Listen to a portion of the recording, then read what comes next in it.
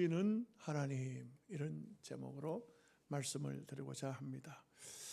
소원이라는 말은 히브리 말로 타바라는 말인데 열망하다, 기뻐하다, 바라고 원하다, 이런 뜻이 있습니다. 여러분들이 바라고 여러분들이 원하는 것, 이게 바로 소원이라는 것이죠. 여러분들이 열정적으로 바라보고 있는 것, 그 무엇일까요? 그것이 바로 하나님 앞에는 소원이 된다는 것이죠. 우리가 각기 소원을 가지고 있느냐 안 가지고 있느냐 하는 것은 매우 다릅니다. 왜냐하면 빌립보서 2장 13절 말씀에 너희 안에 행하시는 이는 하나님이시니 자기의 기쁘신 뜻을 위하여 너희에게 소원을 두고 행하게 하시라니. 하나님이 우리 마음속에 소원을 두셨다 그랬어요. 다 각기 나는 내가 잘 몰라도 하나님이 내게 어떤 소원을 두셨다는 것이죠. 이게 바로 하나님의 뜻이기도 하고 또 여러분들이 바라는 것이기도 하기 때문에 소원이 되는 것입니다. 시편 21편 2절 말씀에 그의 마음의 소원을 들어주셨으며 그의 입술의 요구를 거절하지 아니하셨도다.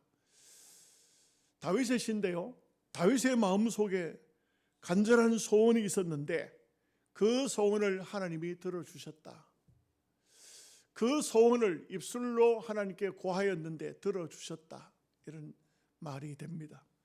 시편 103편 5절 말씀에 좋은 것으로 내 마음의 소원을 만족하게 하사 내 청춘을 독수리같이 새롭게 하시는도다.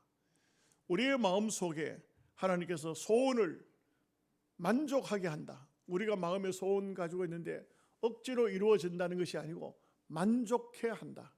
그래서 그 소원을 하나님은 이루어 주신다는 것입니다. 소원이라는 것은 개인적인 소원도 있고 가정적인 소원도 있고 교회적인 소원, 나라 민족적인 소원도 있습니다. 올해가 붉은 말의 해라 합니다. 이상한 해석들을 많이 해요. 붉은 말이 뭐냐? 요한계시록에 보면 전쟁의 말이다.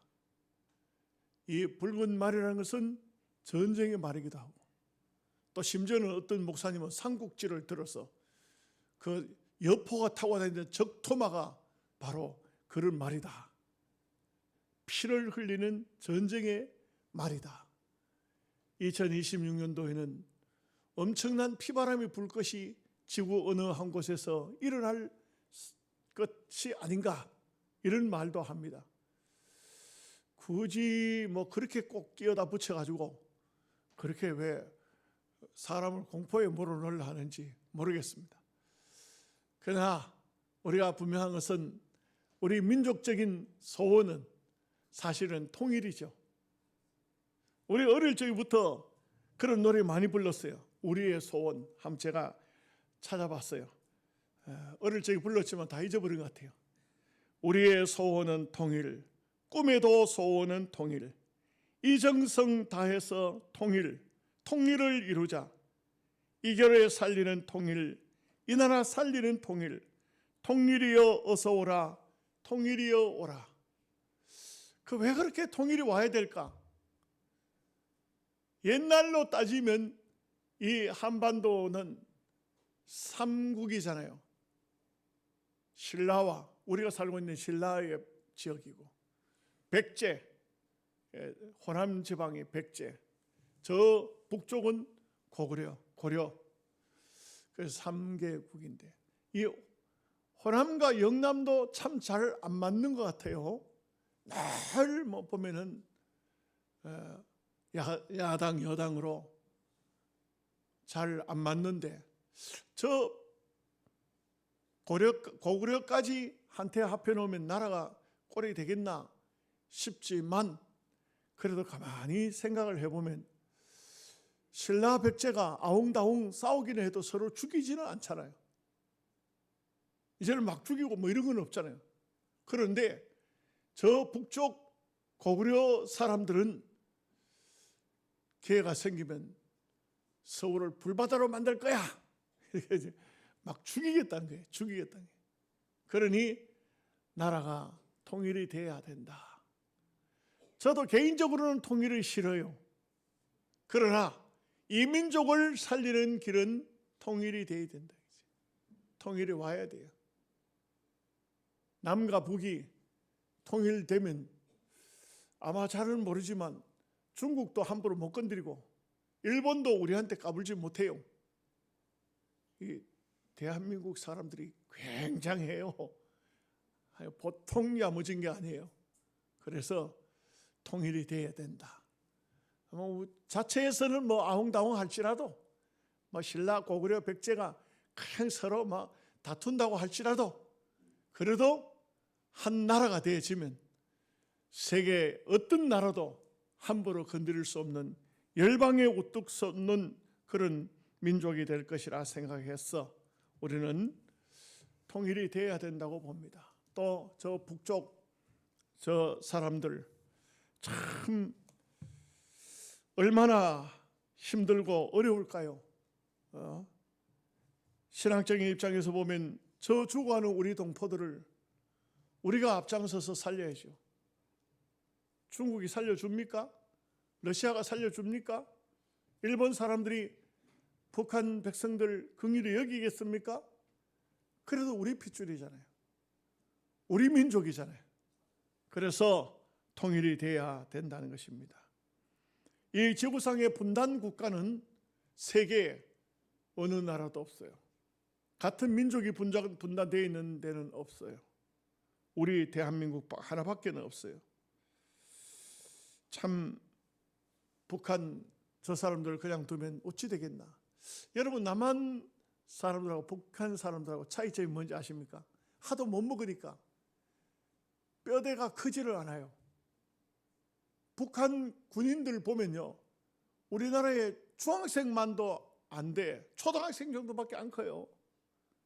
얼마나 못 먹고 힘들고 생존의 위협을 받고 살고 있는지 너무너무 불쌍한 생각이 들어요.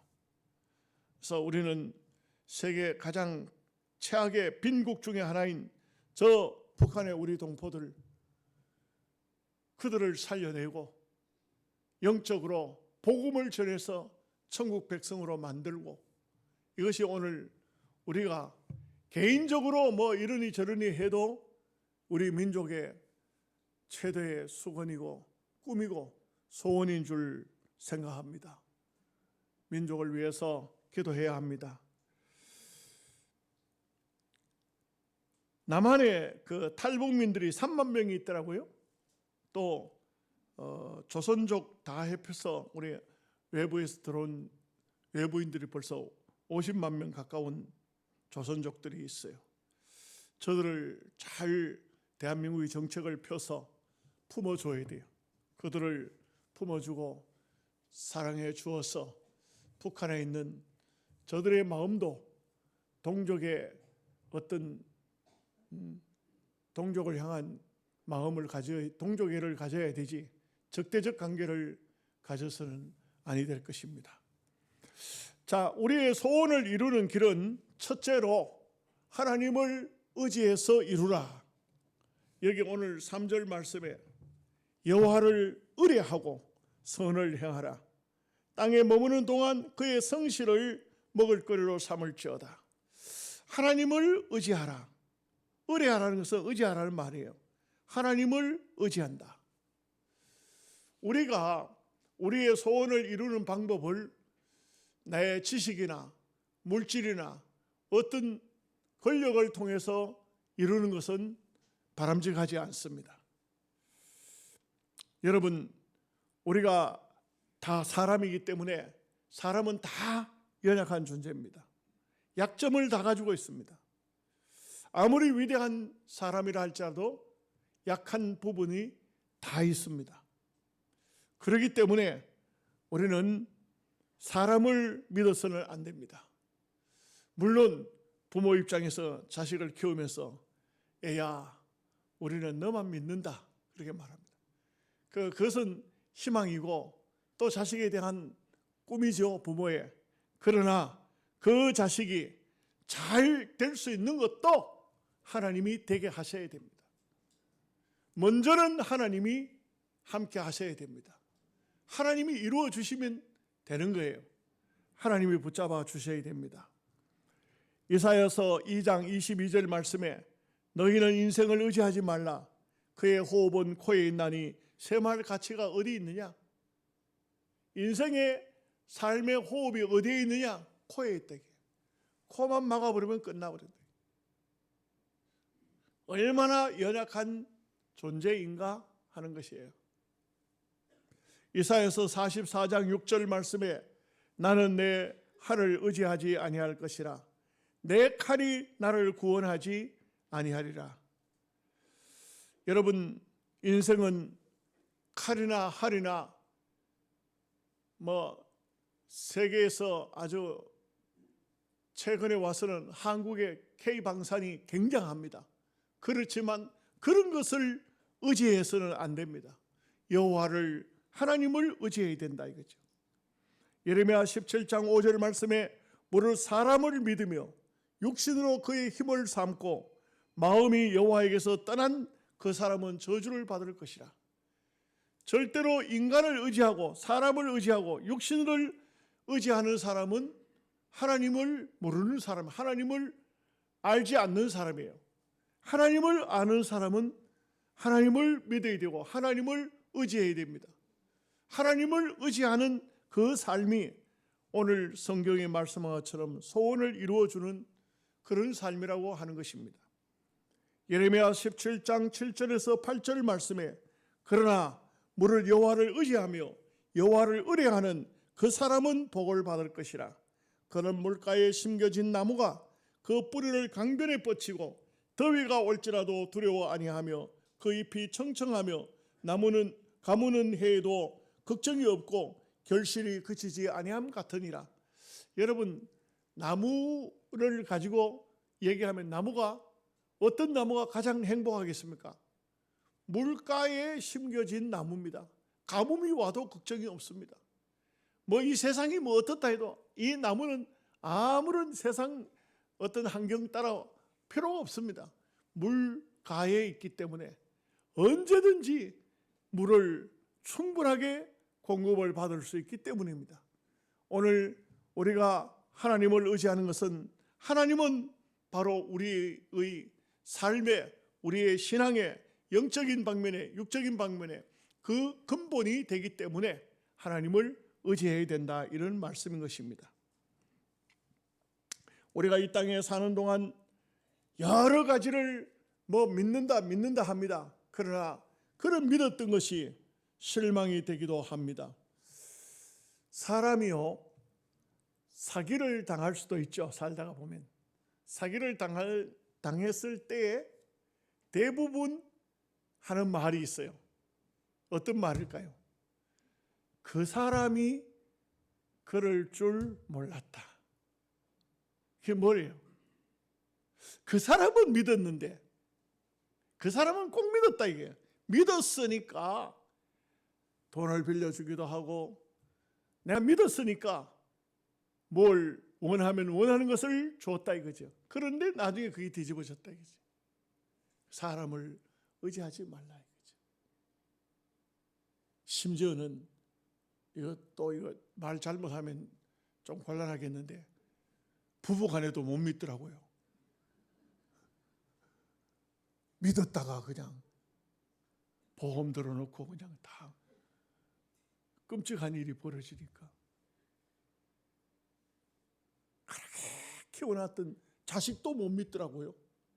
와, 그 참 누구를 믿어야 돼요? 하나님밖에 없어요. 이거 불신 조장하는 거 아닙니다. 여러분은 다 자식도 믿고 남편도 믿고 아내도 믿어야 돼요. 우리 그리스도인들은 다 믿을만 합니다. 그러나 이 땅에는 그렇지 않은 경우도 참 많더라고요. 그래서 성경은 여호와를 의지하라. 두 번째는 여호와를 기뻐하라 했습니다. 4절 말씀에 나옵니다. 또 여호와를 기뻐하라. 그가 내 마음의 소원을 내게 이루어 주시리로다.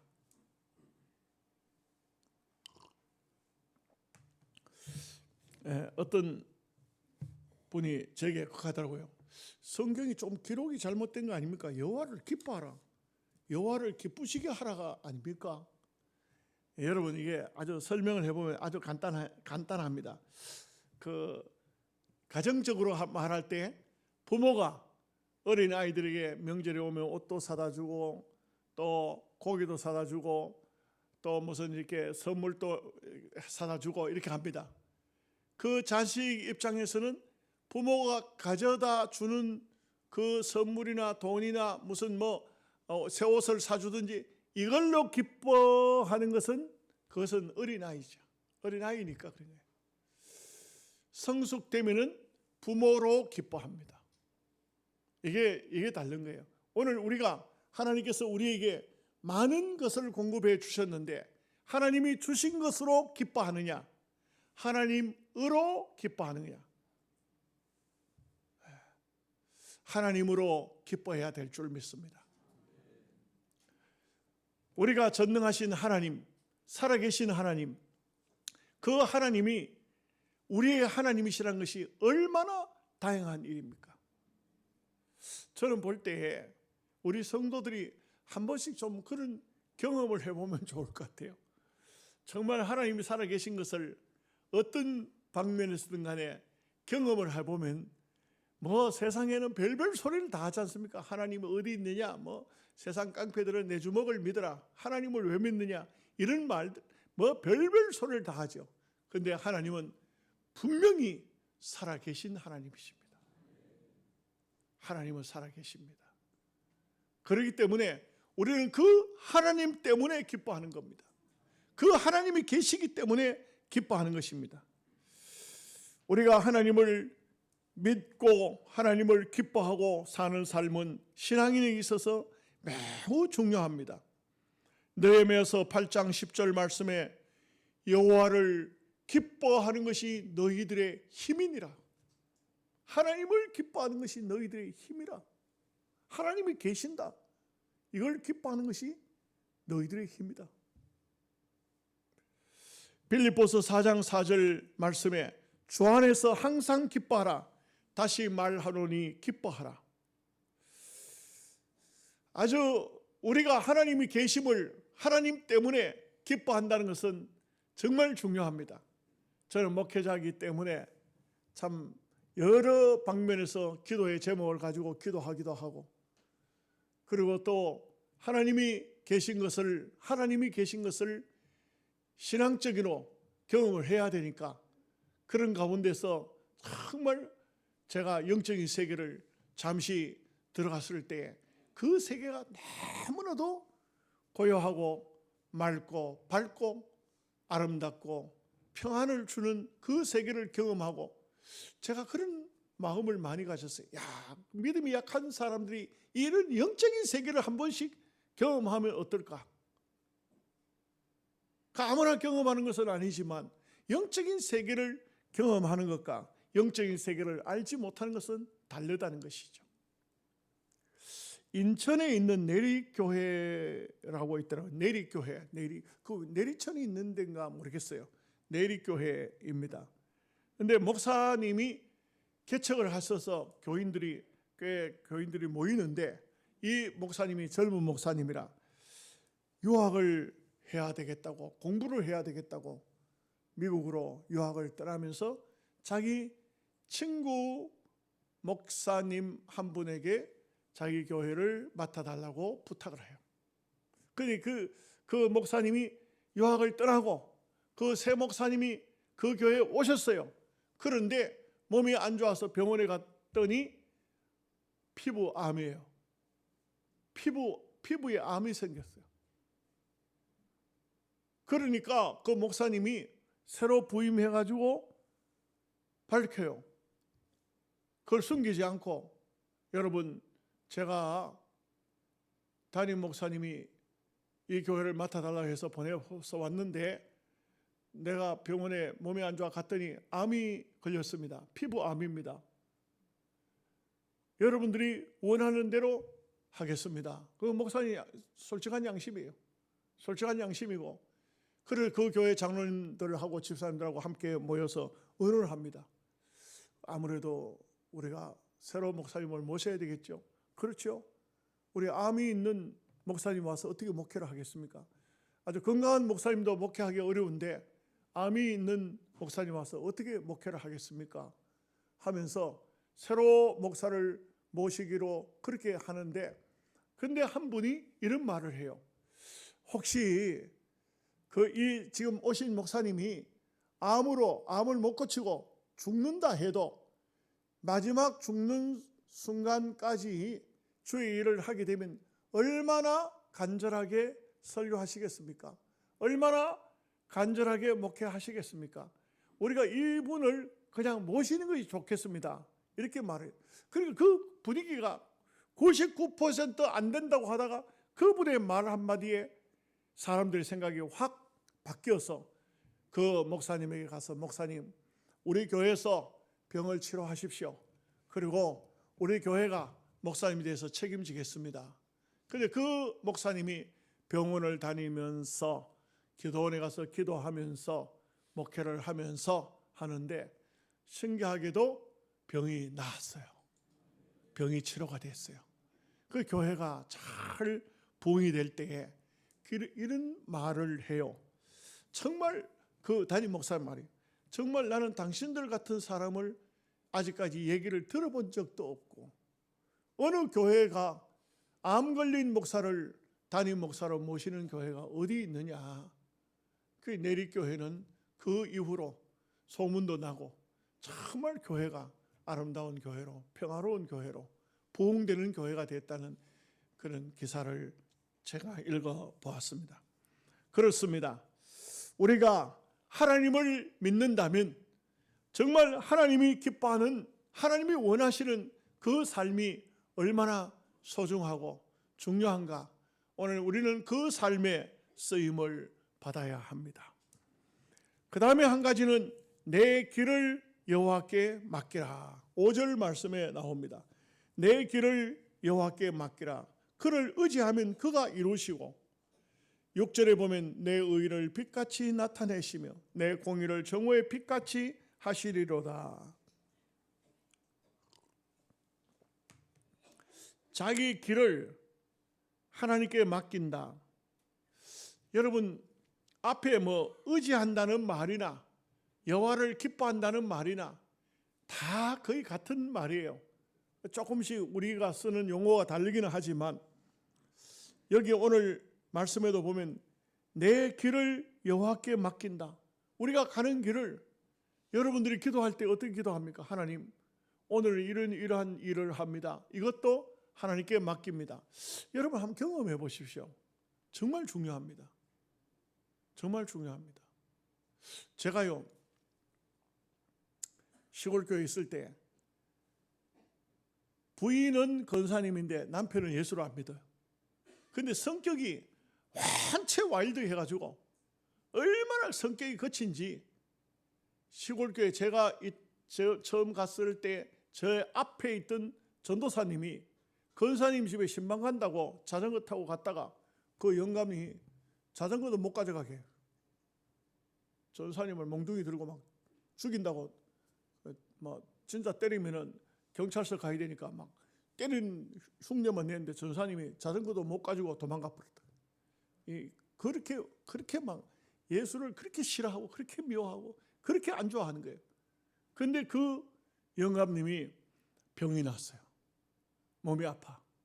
그 얘기를 듣고 권사님을 신방한 것이 아니고 그 할아버지를 내가 한번 신방을 가야 되겠다 이렇게 생각을 하고, 그리고 기도했어요. 하나님, 지난번에 전사님은 영감님이 몽둥이 들고 따라오는 바람에 자전거도 놔두고 도망갔다 하는데 내가 가도 되겠습니까? 하나님, 물론 몸이 아플 때니까 하나님 신방하게 해주세요 하고 오늘 아무 일이 없게 해달라고 그렇게 기도하고 갔어요. 그리고 문을 두드리고 방 안에 들어가니까 누구냐고 물어요. 한 번도 본 일이 없으니까 교회 전도사라고 그랬어요. 그랬더니 입을 딱 다물어요. 제가 앉아서 기도를 했어요. 듣든지 안 듣든지 기도하는 거죠. 전사가 왔으니까 기도하죠. 기도하고 그 다음에 제가 그랬어요. 제가 어르신 위해서 기도 한번 해드리고 싶은데 해도 되겠습니까? 대답을 안 해. 대답을 안 하는 것은 허락이 됐다는 것이. 그래서 기도를 했어요. 그 다음에 내가 그랬어요. 찬송 하나 불러도 되겠냐고. 대답을 안 해. 찬송을 불렀어. 찬송을 다 부르고 난 다음에 정말 찬송은 잘 못 부르지만 그래도 그 영감님한테는 그 찬송이 제가 생각할 때는 주님의 성령으로 위로가 된 것 같아요. 하나 더 불러도 되겠냐고. 두 번째 불렀어. 그 다음에는 물어보지도 않고 계속 불렀어. 그날부터 그 영감님은 자리에 일어나고 그 집에 신앙의 자유를 얻었어요. 그분이 교회는 비록 안 나오지만 제가 아플 때 가서 그분을 위해서 상당한 시간 동안 기도해주고 찬송 불러주고, 여러분 이게 바로 하나님이 그의 마음을 움직이신 거예요. 역사하신 겁니다. 우리가 가는 길을 하나님께 한번 전적으로 맡기고 기도하면서 가보십시오. 우리가 그냥 걸어가는 것과 기도하면서 가는 것은 다릅니다. 성경이 뭐라고 하고 있습니까? 여기에 보니까 내 의를 빛같이 나타내시며 내 공의를 정오의 빛같이 하시리로다. 어떻게 할 때 내 길을 여호와께 맡기고 그를 의지할 때 그가 이루시면서 이와 같은 역사를 나타내 주시겠다는 것입니다. 여러분들은 어떤 소원을 가지고 있나요? 미국에서 1930년, 그러니까 이게 참 오래됐네요. 한 소년이 밤에 창문을 열고 달을 쳐다보고 있습니다. 그 엄마가 물었어요. 얘야, 너 뭐하니? 잠 안 자고? 달을 보고 있어요. 달을 왜 그렇게 보냐? 하니까 어머니, 제가 크면 저 달에 한번 가고 싶어요. 그 굉장히 엉뚱한 소리 같잖아요. 어머니, 제가요 저 달을 보면 너무 신기해요. 저 공중에 떠 있는 저 달, 저기 한번 가서 저 달 위를 한번 걷고 싶어요. 그리고 아이는 창문을 닫고 잠자리에 들었어요. 다음 날 또 달을 쳐다봅니다. 엄마가 이런 말을 했어요. 애야, 저 달에 가고 싶냐? 예, 그래 가고 싶어요. 저 달에 갈 수 있는 것은 그냥 너의 힘으로는 갈 수 없단다. 하나님께서 그곳으로 너를 보내줘야 갈 수 있단다.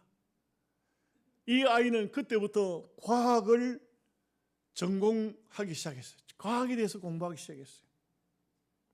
그리고 세월이 흘렀어요.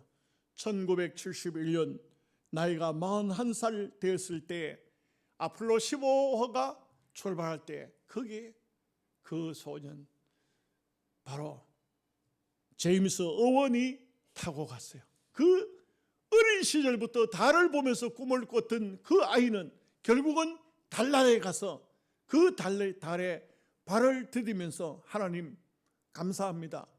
제가 기도했던 기도를 하나님이 들어주셨습니다. 라고 고백했다고 합니다. 여러분, 하늘에 떠있는 저 달을 보면서 어린아이가 달에 가고 싶다, 달에 가서 걷고 싶다 했던 그 꿈이, 그 소원이 역사적으로 아폴로 15호를 통해서 이루어졌다는 것이죠. 이사야서 65장 24절에 그들이 부르짖기 전에 내가 응답하겠고 그들이 말을 마치기 전에 내가 들을 것이니라. 하나님께서는 사랑하는 주의 백성들의 기도와 소원을 오늘 또 듣고 계시고 여러분들이 구하는 것을 우리 하나님은 다 믿음 안에서 성령 안에서 응답해 주실 것을 믿습니다. 아멘. 기도하겠습니다.